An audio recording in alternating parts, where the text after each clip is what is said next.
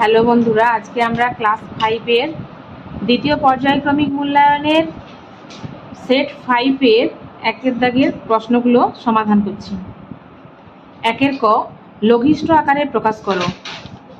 78/102, এটা আমরা 6 দিয়ে কেটে দিই। 6 একে 6, 6 3 18, এটা হচ্ছে 6 একে 6, 6 7 42, তাহলে হবে 13/17। এরপর ক্ষয়ের দাগ, অপ্রকৃত ভগ্নাংশকে মিশ্র ভগ্নাংশে পরিণত করো। 51/8 সমান 8 দিয়ে ভাগ করো 51কে। 8 আসতে 48, 8 6 48, 8 6 48, 3 6 পূর্ণ 3 8, 6 পূর্ণ 3 8। এবার গয়ের দাগে দেখো, মিশ্র ভগ্নাংশকে অপ্রকৃত ভগ্নাংশে পরিণত করো। গয়ের দাগ, 10 পূর্ণ 5 8, 10 পূর্ণ 5 8, তাহলে কত হবে? 8 গুণিতক 10 যুক্ত 5/8 সমান হবে 10 আসলে 85, 85/8। আচ্ছা, এরপর ঘয়ের দাগ, একটি বিন্দু দিয়ে কতগুলি সরলরেখা আঁকা যায়? এই অঙ্কটা আগে অনেকবার হয়েছে। একটি বিন্দু দিয়ে অসংখ্য সরলরেখা আঁকা যায়। কুমোর দাগ, দুটি বিন্দু দিয়ে কতগুলি সরলরেখা আঁকা যায়? তোমরা জানো দুটি বিন্দু দিয়ে একটি সরলরেখা আঁকা যায়। ছয়ের দাগ, সঠিক উত্তরটি নির্বাচন করো। প্রদত্ত কোনটির দৈর্ঘ্য নির্ণয় করা যায়? রশ্মি, রেখাংশ, সরলরেখা কোনোটিই নয়। এটা উত্তর হবে রেখাংশ।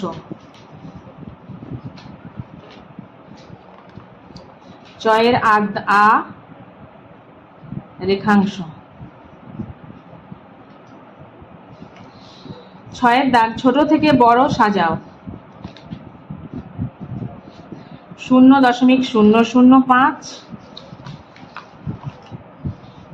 0.051,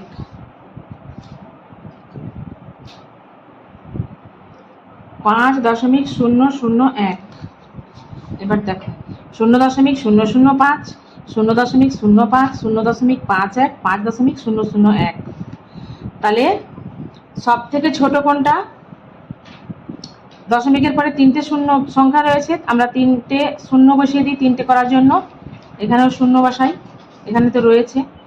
তাহলে সবচেয়ে ছোট হচ্ছে 5, 0.005। এর থেকে বড় হবে, এখানে দেখো 50 রয়েছে, 0.50, 0.050। এরপরটা প্রথমেই 5 রয়েছে, দশমিকের পরে 0.510, তারপরটা হবে 5.001। আচ্ছা, এরপরে আমরা 2-এর দাগে চলে যাই। 2-এর ক, ছোট থেকে বড় সাজাও। 1-এর 3, 1-এর 9, 1-এর 27। 2-এর ক, 1-এর 3, 1-এর 9, 2-এর 27। তাহলে দেখো আমরা হরগুলোকে একই হর বিশিষ্ট করি। 3 9 27, লসাগু কত হবে? 3 1 3, 3 3 9, 3 9 27। তাহলে দেখো লসাগু সমান হবে, এটা আরেকবার যাবে, 3 1 3, 3 3 9, 3 3 9, 3 27, 3 গুণিতক 3 গুণিতক 3 সমান 27। তাহলে আমরা এই ভগ্নাংশের প্রত্যেকটা হরকে 27 করব। তাহলে 3 9 27, তাহলে 1 গুণিতক 9, 1 9 9, 3 9 27। এখানে দেখো 9 9 3 27, তাহলে 1 3 3, 3/27। এখানে দেখো 27 1 27, তাহলে 2 1 2। তাহলে সব থেকে এখানে বলেছে ছোট থেকে বড়, তাহলে ছোট থেকে বড় সাজালে কি হবে?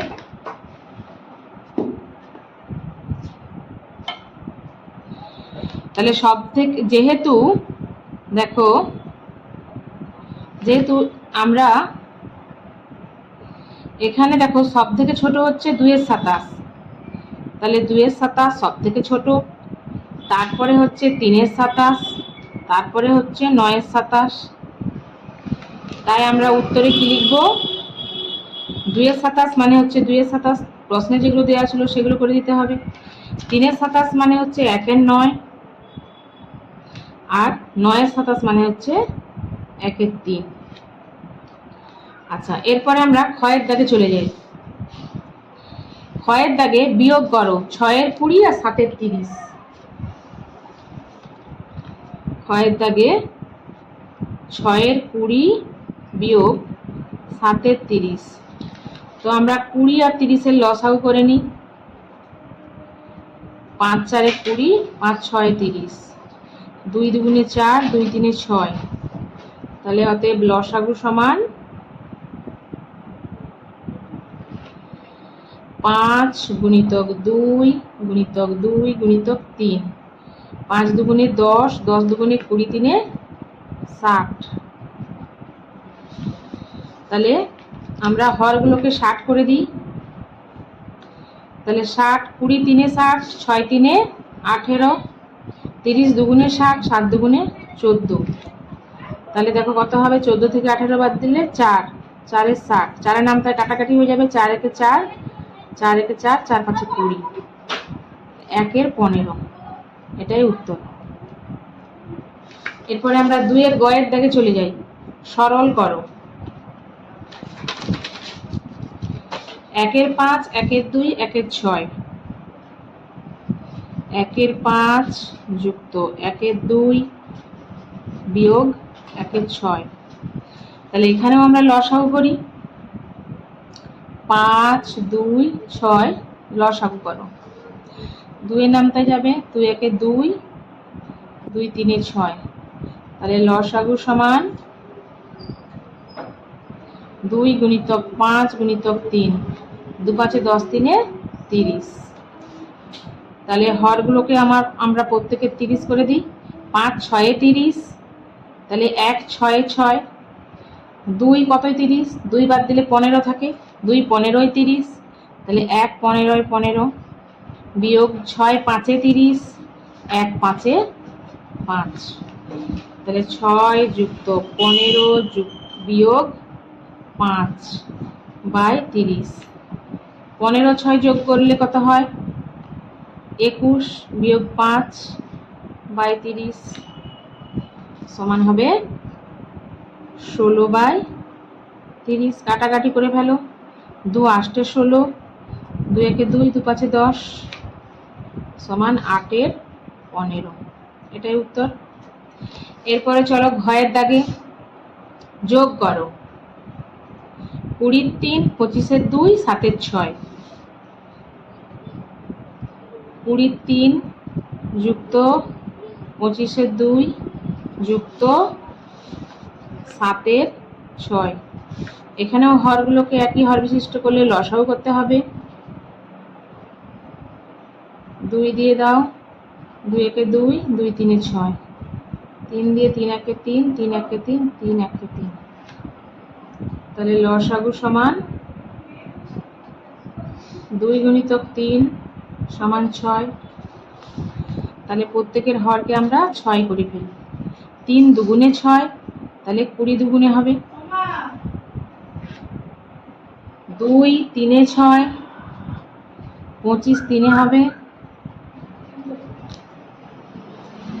6-1-6, 7-1 হবে সমান 20-2-40 যুক্ত 25-3-75 যুক্ত 7-1-7/6। তাহলে যোগ করো। 75, 40, 75, 60 যোগ করলে হবে 122/6। কাটাকাটি করো।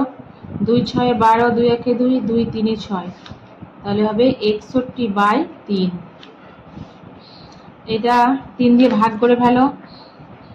61কে 3-2-6, এক নামলো যায়নি, শূন্য দিয়ে দাও, বিয়োগ করে 1 হবে। তাহলে 20 পূর্ণ 1/3, উত্তর হবে 20 পূর্ণ 1/3, এটাই উত্তর। এরপরে দেখো ঙর দাগ। ঙর দাগে দেখো একটি আয়তাকার জমির ক্ষেত্রফল আছে 918 বর্গমিটার। যদি জমিটির দৈর্ঘ্য 54 মিটার হয় তবে তার প্রস্থ কত? আচ্ছা, প্রথমে আমরা আয়তাকার জমির ক্ষেত্রফল দেয়া আছে 918 বর্গমিটার আর দৈর্ঘ্য 54 মিটার।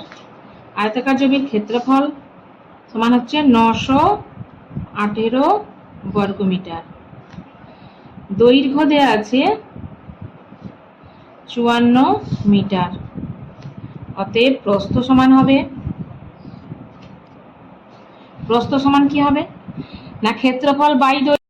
ক্ষেত্রফল 918 বর্গমিটার, দৈর্ঘ্য 54 মিটার, প্রস্থ যদি 918 বাই 54, প্রস্থ হবে 918 বাই 54 এত মিটার। তাহলে দেখো এটা ভাগ করলে কত হবে, ভাগ করে দেখো 54 দিয়ে 918 কে ভাগ করো, 54 একে 54, 7 3, তাহলে 54 7 তাহলে এটা হবে 17 মিটার।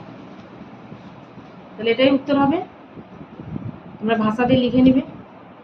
জয়ের দাগে দেখো, জয়ের দাগে হচ্ছে জয়ের দাগে দেখো যে বর্গক্ষেত্রের ক্ষেত্রফল 169 বর্গ সেমি তার একটি বাহুর দৈর্ঘ্য কত হবে? তাহলে আমরা বর্গক্ষেত্র আঁকি। বর্গক্ষেত্রের 4 বাহু সমান, ক্ষেত্রফল হচ্ছে 169 এত বর্গ সেমি। তাহলে বর্গক্ষেত্রের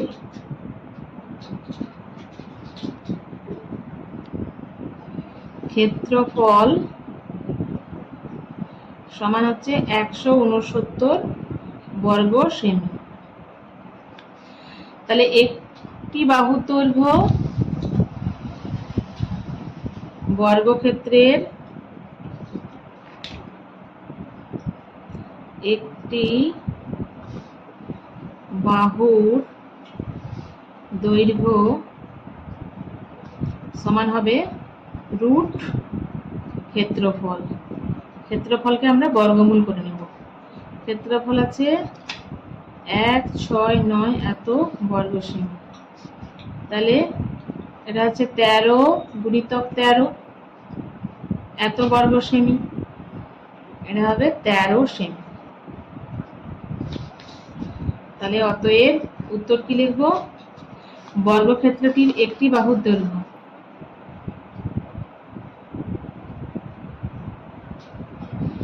বর্গক্ষেত্রটির একটি বাহুর দৈর্ঘ্য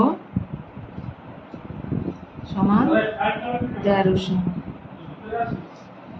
আচ্ছা, 6 দাগ দেখো। 6 দাগে দেখো স্থানীয় মানে বিস্তার করো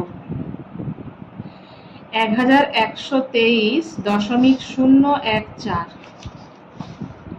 তাহলে এটা আমরা কি লিখবো?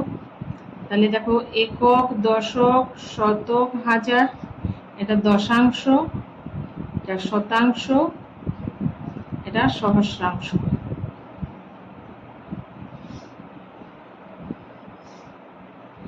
তাহলে 1000 যুক্ত 100 যুক্ত 20 যুক্ত 3, দশমিক আছে, দশমিকের পরে শূন্য, শূন্য লেখার দরকার নেই। 1 শতাংশের ঘরে আছে, 1-এর পিঠে 100, 1-এর নিচে 100, যুক্ত 4 দেখো সহস্রাংশের ঘরে আছে, তাহলে 4-এর নিচে 1000। এটাই হলো স্থানীয় মানে বিস্তার। আচ্ছা, এরপরে দেখো বর্গক্ষেত্রের দাগেরটা 14.09 মিটার লম্বা বাসে 4.2 মিটার কাদায় 3.01 মিটার জলে আছে। জল ও কাদায় মোট কতটা ডুবে আছে? জল ও কাদার উপরে কত মিটার বাস আছে? তো আমরা প্রথমে জলে কতটা আছে দেখি। জলে আছে 4.2 মিটার, 4.2 মিটার। কাদায় আছে 3.01 মিটার, 3.01 মিটার। এই দুটো যোগ করে ফেলো, তাহলে 7.21 মিটার। তাহলে এটা আমরা কি লিখবো, যে অতএব জল ও কাদায় মোট এত মিটার রয়েছে। আচ্ছা, সম্পূর্ণ বাঁশটা আমরা দেখি কত। সম্পূর্ণ বাঁশটি দৈর্ঘ্য প্রশ্নে দেয়া আছে 14.09 মিটার। জল যুক্ত কাদা দুটোতেই রয়েছে, আমরা এক্ষুনি বের করলাম 7.21 মিটার। তাহলে এটা বিয়োগ করো, 8 ধার করলে 3, এখানে আসবে 10, 10 থেকে 2 কেটে দিলে 8, 7, 6 এত মিটার। তাহলে আমরা কি লিখবো, উত্তরটা দেখো, জল ও কাদার উপরে এত মিটার বাস আছে। অতএব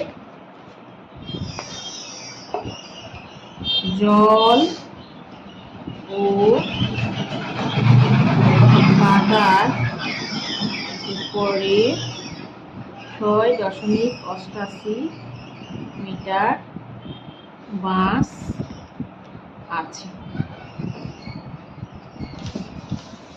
এর পরের অঙ্কটা দেখো, 6 দাগে যোগ করো।